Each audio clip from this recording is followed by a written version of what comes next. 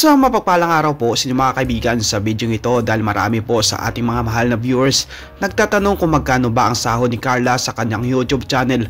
Well mga kaibigan, alamin po natin sa video ito. Bago tayo magsimula mga kaibigan, disclaimer lang po dahil bago pa lang ang channel ni Carla Chupolar ay hindi pa ito nakakasahod sa kanyang YouTube channel. Pero sigurado po tayo this coming January 21 ay makakasahod na po ang ating idol. Bali meron na pong 16 uploads si Carla sa kanyang channel. At ang kanyang subscribers ay umabot po ng 93,500 at mahigit 2 milyon po ang kanyang video views. Tingnan po natin mga kaibigan ang unang upload ni Carla kung magkano kanyang sahod. Noong December 23, kumita po ito ng $0.78 to $12. Noong December 24, kumita naman ito ng $0.71 to $11. Noong December 25, kumita din ito ng $5 to $86.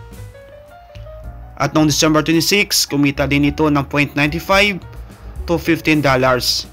At January 27, kumita po ito mga kaibigan ng $2 to $25. At noong December 28, kumita din ito ng $2 to $30. Noong December 30, kumita din ito ng $1 to $21. At noong December 31, kumita ito ng $1 to $18. At noong January po mga kaibigan, ang pinakamalaking kita po ni Carla sa kanyang channel, umabot po ito ng $12 to $196. At noong January 2 mga kaibigan, kumita din ito ng $9 to $145. At noong January 3, kumita din ito ng $3 to $47. At noong December 4, January 4, kumita ito ng $3 to $50. At ang kanyang pinakamalaki ding kinita mga kaibigan noong January 5, umabot po ng $26 to $411.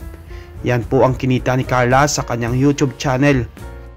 Bali, ang total na kinita ni Carla sa kanyang channel nagsimula po noong December 23 hanggang January 5 noong huli niyang upload ay kumita po ito ng $61 to $977 sa piso po. Umaabot po ng 3,000 to 50,000 po ang kanyang sahod.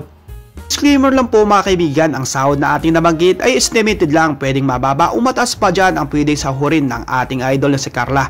Ano po ba ang masasabi nyo sa pwedeng sahurin ni Carla sa kanyang channel? Please comment down below at pag-usapan natin yan sa sunod nating video.